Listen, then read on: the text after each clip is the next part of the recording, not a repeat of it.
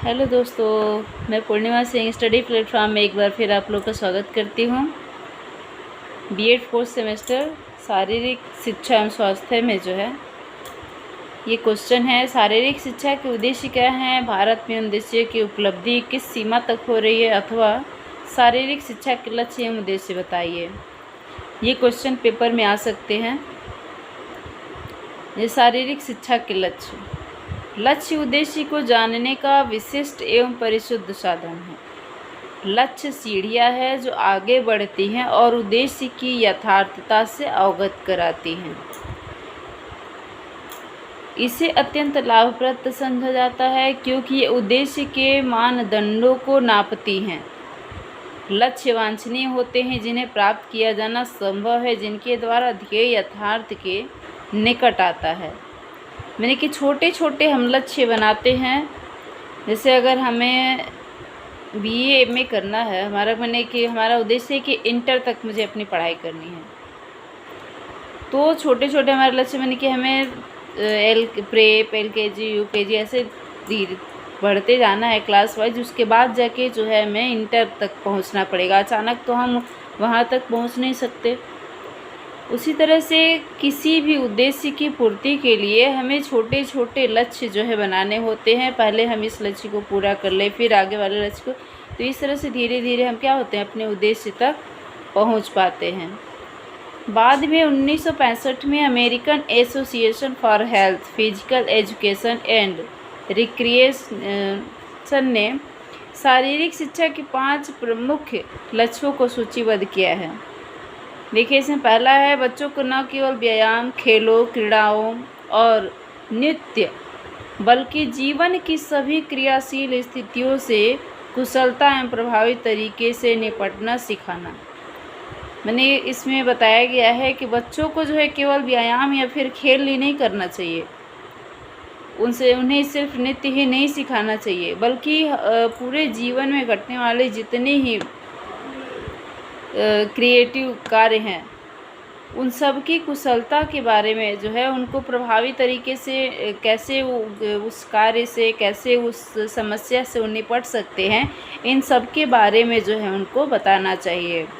दूसरा है स्वयंसेवी क्रियाएं एवं उनके दस्तूर के बारे में समझ विकसित करना। मैंने स्वयंसेवी क्रियाएं जो अपनी क्रियाएं हैं जो खुद कर सकते हैं वो किस तरह से करेंगे, इसके बारे में समझ विकसित किया जाना चाहिए, जिसमें व्यक्ति अपने जीवन के महत्वपूर्ण प्रयोजनों के लिए गतिविधि का स्वयं आयोजन कर सके। तीसरा है दूरी, समय, जनशक्ति, संबंध और संबंधित अवधारणा को समृद्ध बनाने की समझ बढ़ाना। दूरी मैंने कि दूरी से क्या तात्पर्य है, समय का हमारे जीवन में क्या महत्व है। जनशक्ति, संबंध मैंने कि लोगों से संबंध बनाने से क्या होता है, और संबंधित अवधारणा को समृद्ध बनाने की समझ बढ़ाना। मैंने कि संबंधित और इन सबसे संबंधित जो अवधारणाएं हैं उनका हमारे जीवन में क्या महत्व है, इन सब के बारे में उनको बताना। मानव व्यवहार के समाज स्वीकृति प्रतिमानों, विशेषतः खेलों व क्रीड़ाओं के अंतर्वैयक्तिक प्रभाव के संदर्भ में समझ विकसित करना। पांचवा है दिल, फेफड़ों, मांसपेशियों और अन्य इंद्रिय व्यवस्था की बढ़ती आवश्यकता के प्रत्युत्तर में अनुकूलित करना। यानी कि स्वास्थ्य संबंधी जैसे दिल, फेफड़ों, मांसपेशियों तथा अन्य इंद्रियां हैं उनकी क्या व्यवस्था है, इन सब के बारे में जो है बच्चों को पूरी जानकारी देनी चाहिए। ब्लूम एवं क्रथवोल और उनके साथियों ने अन्योन्य आश्रित लक्ष्यों को 3 वर्गों में बांटा है ताकि लक्ष्यों को प्रकृति व क्षेत्र के अच्छी प्रकार समझ जा सके। पहला है संज्ञान, दूसरा है भावात्मक और तीसरा है मनोप्रेरक साइकोमोटर, जिसे हम अंग्रेजी में साइकोमोटर कहते हैं। संज्ञान यानी कि उनके संज्ञान में जो है उनके ज्ञान में कि उसके अंदर जो है ये सारे ज्ञान संज्ञान में आ जाने चाहिए किसी भी चीज़ के बारे जो आगे समस्या है उसके बारे में, कि अगर हमें पहले से कुछ जानकारी होती है तो उससे संबंधित जब हम कुछ जानते हैं तो तुरंत हमारे संज्ञान में आता है कि नहीं, हम इसके बारे में जो है हमें जानकारी है, फिर हम आगे जानने की कोशिश करते हैं। भावात्मक यानी कि हम उससे जो है भावों में फिर उतारने का प्रयास करते हैं। मनोप्रेरक यानी कि माइकोमोटर, मनो से संबंधित साइकोमोटर।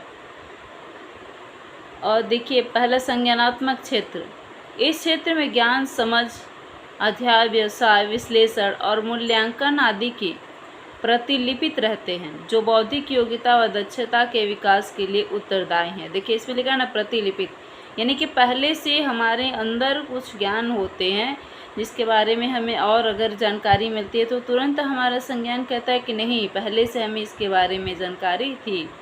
इस लक्ष्य का संबंध बढ़ते ज्ञान, समस्या निदानात्मक योग्यता में सुधार, समय या बोधगम्यता को विशुद्ध करने एवं अवधारणा को विकास और उन्हें पहचानने से है। बोधगम्यता यानी कि उसके बारे में जानकारी, विशुद्ध करने यानी कि उसको पूरी तरह से शुद्ध करने की, वो कहाँ तक सत्य है और कहाँ तक सत्य नहीं है। बौद्धिक, शारीरिक एवं भावनात्मक विकास में निकट संबंध है। मैंने बौद्धिक, शारीरिक एवं भावनात्मक, मैंने जैसी आपकी बुद्धि रहेगी उसी तरह से आपके शरीर का विकास होगा। भावनात्मक यानी कि उसी तरह से आपके भाव भी, जैसा आपका बुद्धि रहेगा उसी तरह से आपके भाव भी आपके सामने पैदा होंगे। वैसे ही भाव जो है आप किसी के सामने अपना भाव जो है किसी भी चीज़ के लिए अपने भाव जो है वैसा ही आप किसी के समक्ष रखेंगे। शारीरिक शिक्षा कार्यक्रम ज्ञान और परिष्कृत व्यवहार द्वारा संज्ञानात्मक विकास में योग देते हैं। कार्यक्रम ज्ञान और परिष्कृत व्यवहार द्वारा, परिष्कृत मैंने किसी भी चीज़ का बहुत अच्छा ज्ञान जो है आपको क्या होता है, संज्ञानात्मक विकास में योग देता है। मैंने कि पहले से जो जानकारी होती है उसमें और आपको ज्ञान प्राप्त हो जाता है। अच्छा स्वास्थ्य है, शारीरिक फिटनेस को प्रोत्साहन देता है जो सामाजिक और भावनात्मक विकास प्रक्रिया में सहायक है। जिनसे अधिक फिटनेस को प्रोत्साहित देता है जो सामाजिक भावनात्मक विकास प्रक्रिया में सहायक होता है। जिनसे अधिक सकारात्मक स्वयं अवधारणा को बल मिलता है। मैंने इन सारी चीज़ों की अगर हमें जानकारी होती है पहले से, उसके बारे में अगर हमें कुछ पता चलता है तो उसका हमारे ऊपर क्या होता है, नकारात्मक स्वयं अवधारणा को बल मिलता है। जिनसे अधिक सकारात्मक अधिक मैंने कि हमें जब किसी चीज़ के बारे में कोई हमें पढ़ा रहा है उससे पहले जब उसके बारे में मुझे थोड़ी सी भी जानकारी होती है तो कितनी खुशी होती है, अरे ये तो मैं जानता हूँ। आपके अंदर एक पॉजिटिविटी पैदा होती है कि हाँ इसके बारे में मुझे पता है, और आपको जो है उसको और आगे जानने की इच्छा होती है। आप उसको जो है और मन लगा के उसको पढ़ते हैं और अच्छे से उसको जानकारी करना चाहते हैं। यह पाया गया है कि बच्चा शुरू में छोटे छोटे कार्यकलापों जैसे चलना, दौड़ना, पहुंचना आदि सीखता है। यही उसकी प्रकृति को प्रेरित करते हैं और आगे सीखने के आधार का निर्माण करते हैं, और इसे ही मन और पेशी तंत्र को क्रम में समायोजित करने में ज्ञान की आवश्यकता होती है। किसी भी कौशल को सीखने के लिए मानसिक सतर्कता, सचेतता और प्रयासों की आवश्यकता होती है। भावात्मक क्षेत्र,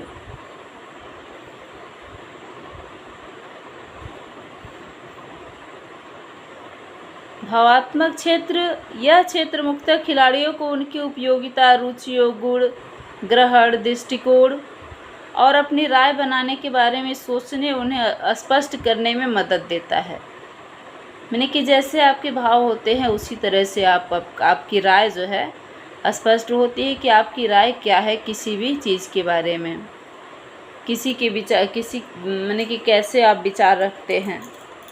यह लक्ष्य उचित और सकारात्मक दृष्टिकोण एवं गुण ग्रहण विकसित करने में शारीरिक शिक्षा और शारीरिक क्रियाकलापों को मदद देता है। कहा हम ऊपर जैसे आपको बताए थे कि जैसे आपके विचार होते हैं वैसा ही आपका शारीरिक विकास भी होता है। अगर आप नकारात्मक सोचते हैं, किसी भी चीज़ में आपको सकारात्मकता नहीं दिखाई देती है, तो उसका सीधा प्रभाव आपके शरीर पर पड़ता है। आपका शरीर भी वैसा ही होता है जैसी आपकी मानसिकता होती है। यह व्यक्तिगत उपादेयता, व्यवस्था, दर्शन और समायोजन तर्ज पर ज़्यादा बल देता है, जो कि पूर्णता का आधार है। यह व्यक्ति को सामाजिक और भावनात्मक रूप से अपरिपक्वता से परिपक्वता की ओर ले जाने में सहायता करता है। यानी कि अगर आपके विचार जो है सकारात्मक होते हैं, तो आप जो अपरिपक्व होते हैं, किसी चीज़ के बारे में आपको पूरी जानकारी नहीं होती है, तो अगर आप सकारात्मक सोचते हैं तो आप जो है परिपक्वता की ओर जाते हैं। आप अपने अंदर एक मजबूती लाते हैं और किसी चीज़ के बारे में जो है अच्छी जानकारी ग्रहण करते हैं। दृष्टिकोण, गुण, ग्रहण और उपयोगिता ही खिलाड़ी को वह मार्ग दिखाती है जिससे वह स्वयं को और अपने समूह को प्रत्येक शारीरिक क्रियाकलापों में सामाजिक एवं भावनात्मक अनुभव में समृद्ध बनाता है। शारीरिक शिक्षा डील डॉल के विकास, दक्षता और मनोहारी कलाओं के माध्यम से सुंदर वस्तुओं के गुण दोष विवेचन की आधारशिला रखती है।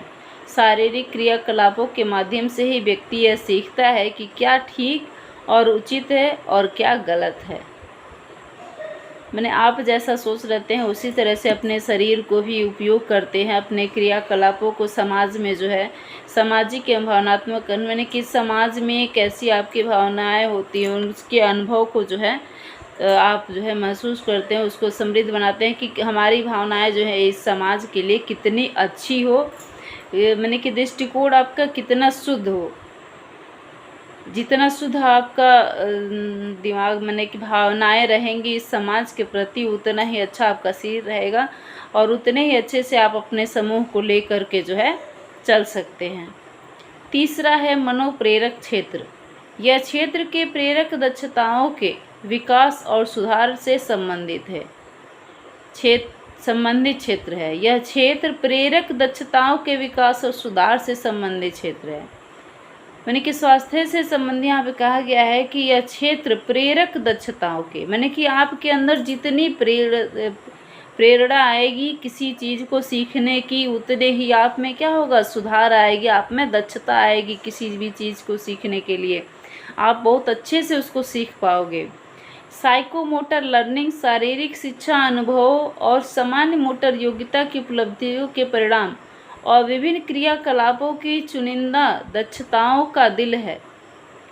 मैंने कि दिल मतलब वो जान है उसकी, मैंने कि जितना आप अच्छा सोचोगे उतने ही आप आगे जाओगे, जितना आप नकारात्मक सोच रखोगे उतना आप पीछे चलते जाओगे। यह लक्ष्य विकसित हो रही है शारीरिक सजगता से संबंधित है और शारीरिक क्रियाकलापों को सक्षम, शिष्ट, सुरुचिपूर्ण और उपयोगी बनाते हैं, और वह भी कम से कम शक्ति के व्यय पर। यह बॉडी कंट्रोल के विकास, तालमेल, फुर्ती, दिशा, संवेदन का संतुलन और शारीरिक क्रियाकलापों के माध्यम से बल देने में भी संबंधित है। यह बॉडी कंट्रोल के विकास, तालमेल, फुर्ती, दिशा मैंने कि जैसा आपका वो मनो प्रेरक रहेगी, जैसा आपका मन जो है आपको प्रेरणा देगा उसी तरह से आपका जो है तालमेल बैठेगा किसी के साथ या अपने स्वास्थ्य के साथ। आप में वैसी ही फुर्ती रहेगी, वैसी ही संवेदना रहेगी, उसी तरह से आप अपने शरीर का जो है संतुलन बना पाएंगे और अपने शरीर से वैसे ही क्रियाकलाप कर पाएंगे। इस प्रेरक क्षेत्र को दो भागों में विभाजित किया जा सकता है। ऑर्गेनिक डोमेन यानी कि कायिक क्षेत्र, यह शारीरिक फिटनेस से संबंधित है। स्वास्थ्य और ताकत, दमखम, स्टेमिना के साथ शारीरिक क्रियाकलापों के माध्यम से आ जाते हैं। ऑर्गेनिक डोमेन कायिक क्षेत्र, कायिक मतलब काया, आपके शरीर का क्षेत्र, यह शारीरिक फिटनेस से संबंधित है। इसे आगे बता रहे ना, यह शारीरिक फिटनेस से संबंधित है। मैंने कायिक क्षेत्र आपके शरीर का फिटनेस से संबंधित है। स्वास्थ्य और ताकत, दमखम, मैंने आपके अंदर कितनी स्टेमिना है, कितनी ताकत है आपके अंदर, शारीरिक क्रियाकलापों के माध्यम से आ जाते हैं। मैंने शारीरिक का जो आपका क्रियाकलाप है उसके माध्यम से पता चलता है कि आप कितने फिट हैं। मोटर डोमेन, यह व्यक्ति के बॉडी कंट्रोल के विकास एवं तालमेल से संबंधित है, जो उसे शिष्ट, सहज और सक्षम बनाने में योग्य बनाता है। मोटर डोमेन, आप लोग बेटा उस पे क्या कहते हैं, हेडिंग पे ज़्यादा ध्यान दीजिएगा, हेडिंग क्या कह रहा है। अगर आप हेडिंग पे ध्यान देते हैं तो आपका पूरा क्वेश्चन जो है तैयार हो जाएगा। आप उसके अंदर में जे बस आप उस हेडिंग को ज़्यादा ध्यान दीजिए कि हेडिंग क्या कह रहा है। हेडिंग को अगर आप समझ गए तो पूरा मैटर आपको समझ में आ जाएगा। देखिए यहाँ पे लिखा है मोटर डोमेन, यह व्यक्ति के बॉडी कंट्रोल के विकास एवं तालमेल से संबंधित है, जो उसे शिष्ट, सहज और सक्षम बनाने के योग्य बनाता है। संक्षेप में हम कह सकते हैं कि व्यक्ति की संभावनाओं की